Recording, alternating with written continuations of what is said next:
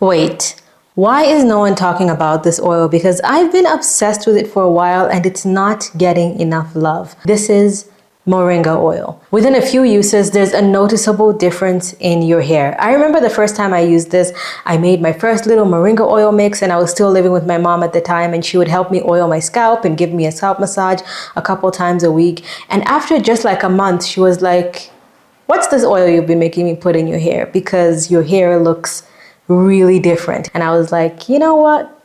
This is the oil. And for some reason, I think because it's not like popular and everyone's talking about it, even I forget about it, but it's time. I think it's time for it to come back. It's time for it to have its moment.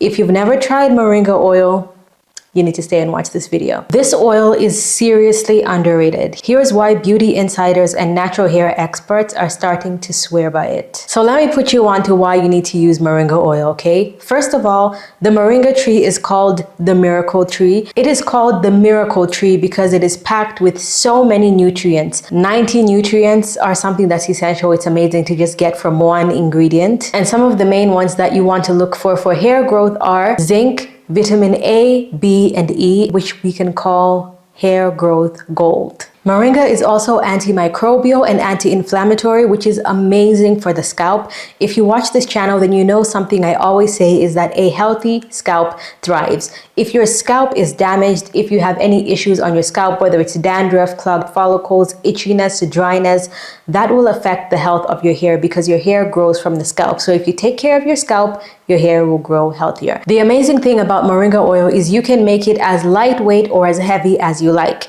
Now, if you're like me and you're in 2025 and you're like, you know what, I don't want to make my own oil, I don't want DIYs, there are so many available options. You can buy Moringa oil from Amazon, but if you don't want to buy it and you want to make it, another reason why I love it is because it is one of the easiest oils to make. All you need is the Moringa powder and an oil of your choice. Let me show you how to make it. Today I'm using olive oil and castor oil as my base, and then Moringa powder, and that's it. It's only 3 ingredients.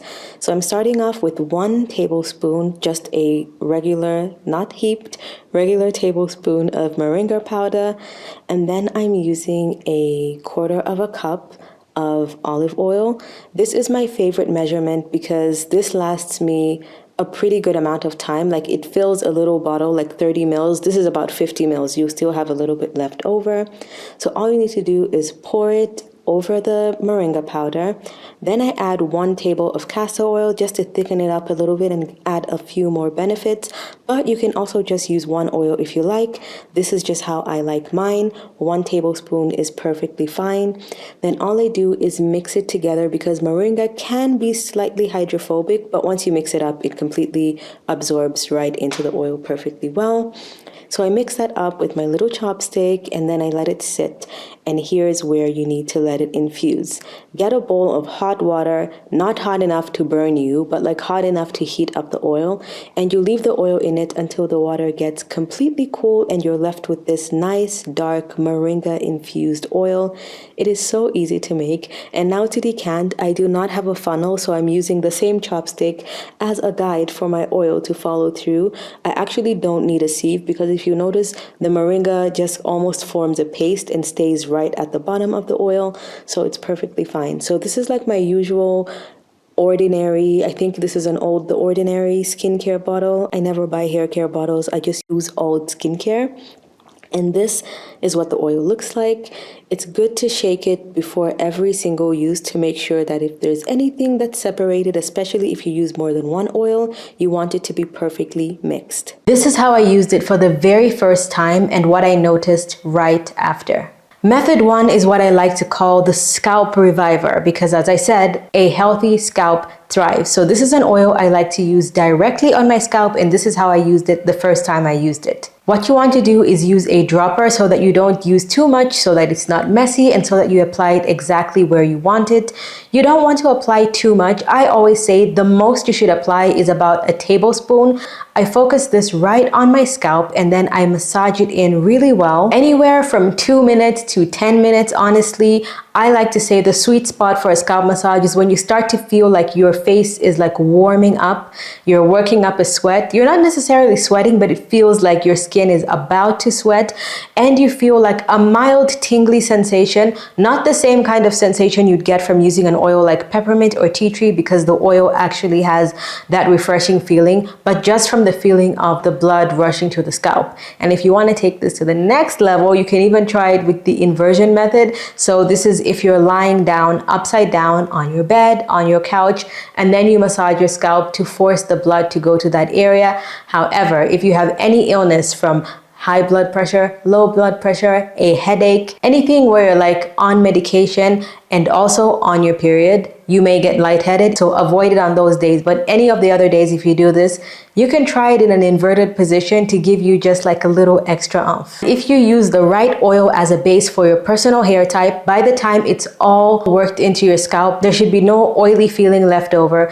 There'll be no residue, so when you touch your scalp, there won't be oil all over your hands. If you have that, it means you're using too much oil. And the best part is you have no flakiness, no itchiness, no dryness, because the oil actually takes care of that. Method 2 is as a leave-in enhancer. And so this is if you have a leave-in that you feel like is really nice and moisturizing and hydrating, but it's not moisturizing enough, like it feels like it just needs a little extra kick to make your ends stay moisturized for a longer time.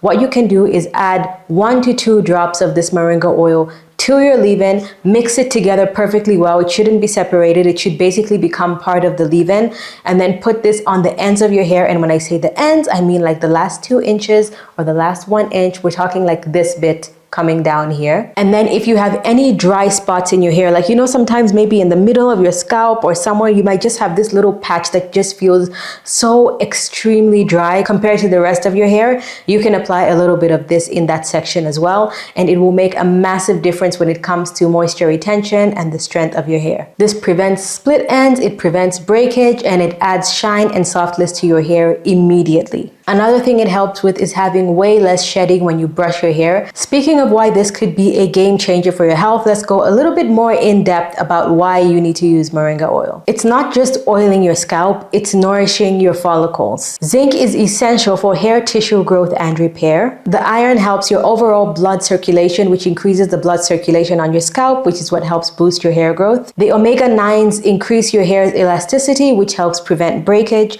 which helps you retain length and have longer hair. And vitamin B prevents thinning while promoting thickness so that you can have a thick, full head of long hair. Now, this is what nobody's gonna tell you. 1, as I said, do not overdo it. A little bit goes a long way. Using more product doesn't necessarily mean you're gonna get better results. You're actually probably going to get worse results. Just use it as it's directed. If you're not going to make it yourself and you're going to buy moringa oil on Amazon or wherever it is you want to buy it from online, make sure that it is pure moringa oil. It should not be blended with a bunch of other oils. It's either going to be cold pressed moringa oil or it's going to be in a base of something else. So you might have 2 ingredients, like let's say olive oil, camellia oil, and moringa extract. Something like that. But if you see anything like mineral oil, petroleum, any synthetic ingredients, that is not what you're looking for this specific oil for your scalp. You want it to be as organic and clean as possible. So I will link some options from Amazon and any other place that I find in the description box below if you're looking to get it there. As for how long it's going to take for you to see results, like I said, the first time I used it, within a month, I started noticing results. So I say anywhere from 4 to 8 weeks is when you're going to get noticeable results. But I always recommend for any single hair product, and honestly, even a skincare product, give it 3 to 6 months to really know if it truly works for your hair type. This is hair, it's not magic. Your hair is not going to grow overnight. So if you're tired of all these overhyped oils that don't do anything except just sit on your hair and make it appear shiny, try moringa oil. I'm genuinely shocked that after all this time, it's not more popular. Have you ever heard of moringa oil before you watch this video? Share in the comments below. I would love to know. Hit my face right there to subscribe for more beauty breakdowns and in-depth deep dives into ingredients like this one. Hit the bell to get notifications every single time I post. And let me know if you want a moringa oil versus rosemary oil showdown in my next video. See you next time.